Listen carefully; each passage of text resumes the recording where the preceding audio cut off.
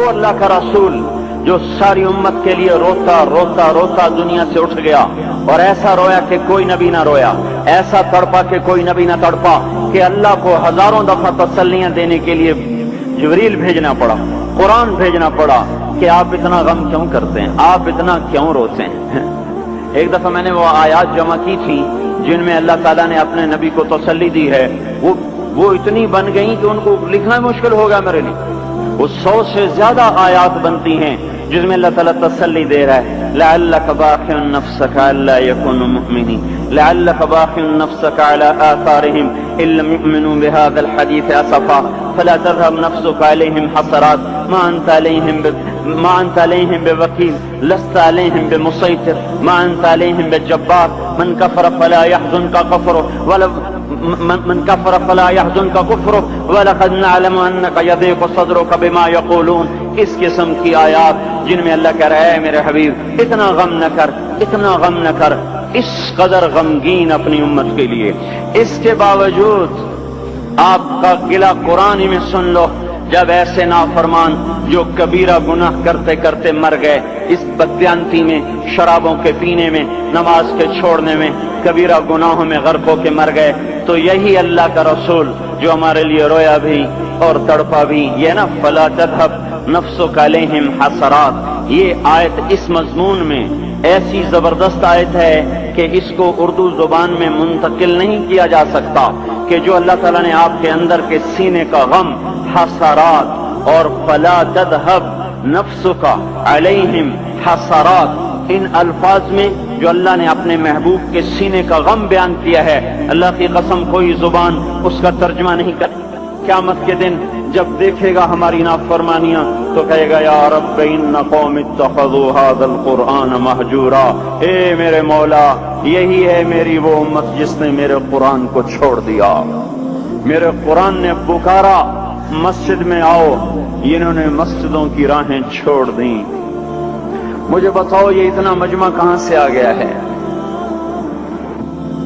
یہ اس میں سے 1/3 باہر سے آیا ہوگا، یہ 2/3 تو سارا گلستان کالونی کا ہے۔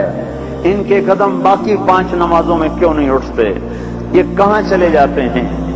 کیا یہ اللہ کی دھرتی پہ 8 دن نہیں رہتے؟ کیا یہ صرف 8ویں دن اللہ کا رزق کھاتے ہیں؟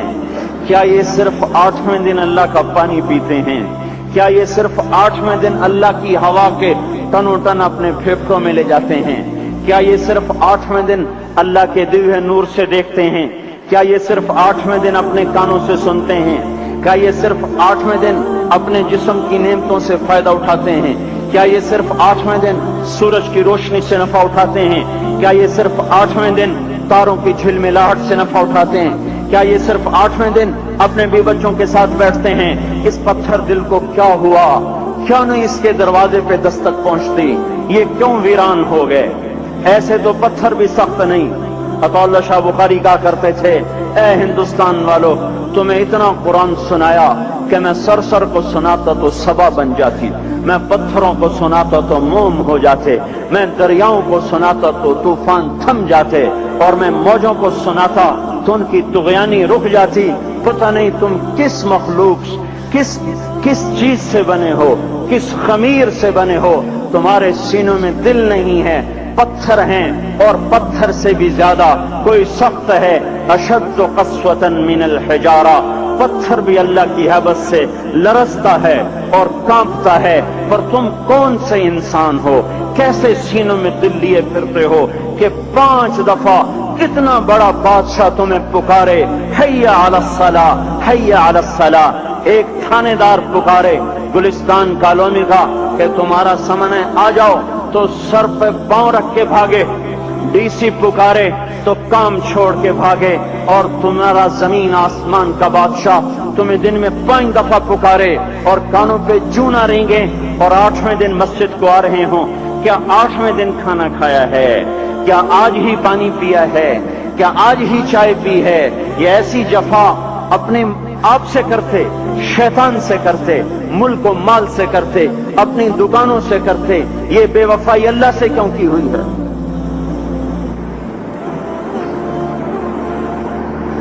جس زمین پہ سجدہ نہ ادا ہو، اس سے بڑا بھی کوئی جرم ہے؟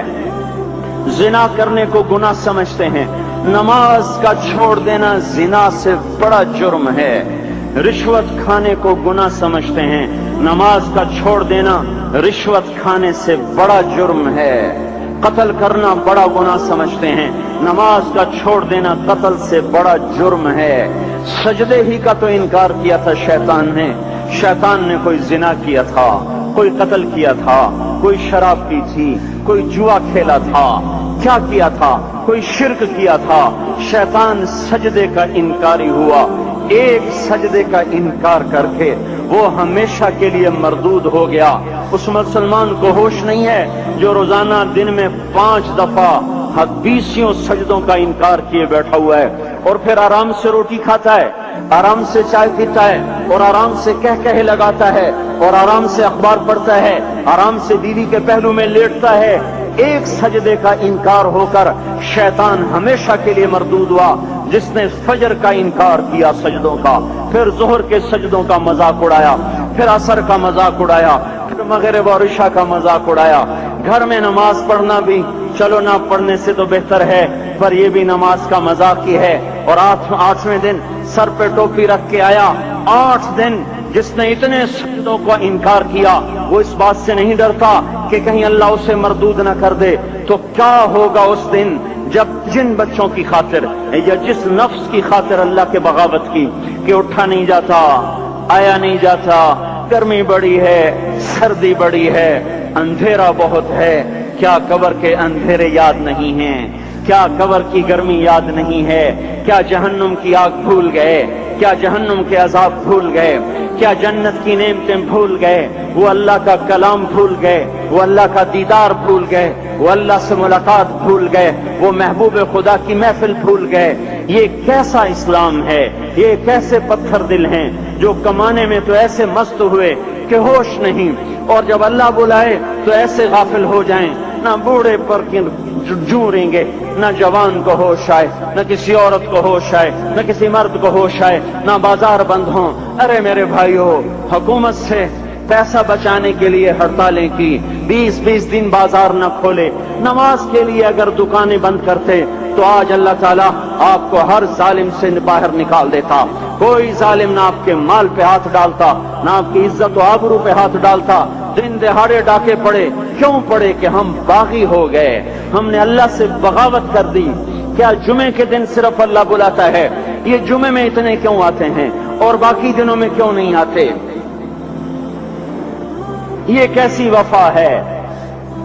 और ऐसा वफाओं वाला अल्लाह कि जमीन बोले ए अल्लाह इजाजत दे मैं गुलिस्तान कॉलोनी को निगल जाऊं, समंदर बोले मौला इजाजत दे हम चढ़ जाएं, फरिश्ते बोले ए अल्लाह इजाजत दे हम इन्हें हलाक कर दें। और जिसके सजदे का इनकार हुआ पड़ा, जिसका 8 बाजारों में जिसकी शरीयत का मजाक उड़ाया जा रहा, वो जिसकी गैरत खुद जोश में आ रही कि ये मेरे बने हुए गंदे पानी के बने हुए नुत्फे से बने हुए, मेरी गिजा खाकर, मेरा रिस्क खाकर, मेरी हवाओं से जिंदा, मेरे पानियों से जिंदा, मेरी रोटी से जिंदा, मेरे दिए हुए गोश्त से जिंदा, मेरे दिए हुए निजाम से जिंदा, ये मेरे ही मुनकिर बन गए। 1500 रुपए का मुलाजिम आपको चाय की प्याली न दे तो आप कहते चल छुट्टी कर, हम कोई और रखेंगे।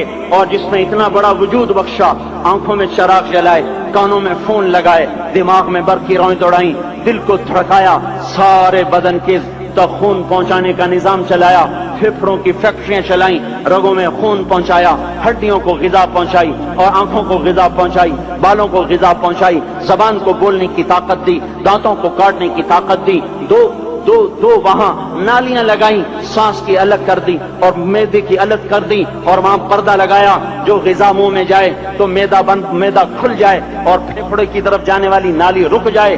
जो अल्लाह इतनी हिफाजत करे कि आपका लुकमा आपके मैदे में जाए, वो 2 ही तो यूं साथ हैं, बिल्कुल यूं।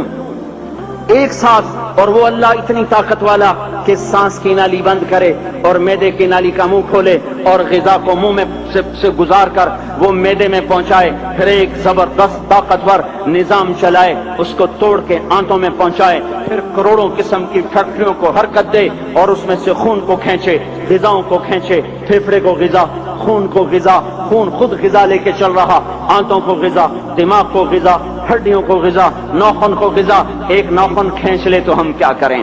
کیا میرے مولا کا نظام ہے؟ یہ ہمارا قبرستان ہے، مردہ سیل باہر نکل رہے اور ناخن کی شکل میں باہر آ رہے، پھر آگے جا کے اور سخت ہو رہے، تھوڑا سا ناخن زیادہ کٹ گیا، سارا دن سی سی کرتا ہے، سارا دن ہائے ہائے کرتا ہے، یہی ناخن میرا رب کھینچ لے تو ہم تو ایک ناخن کا شکر ادا نہیں کر سکتے، یہ جوڑ بنا دیے، سیدھا کر دے تو ہم اسی کا شکر ادا نہیں کر سکتے۔ میرے بھائیوں، یہ سب کچھ کر کے پھر ہم اللہ کے باغی ہو جائیں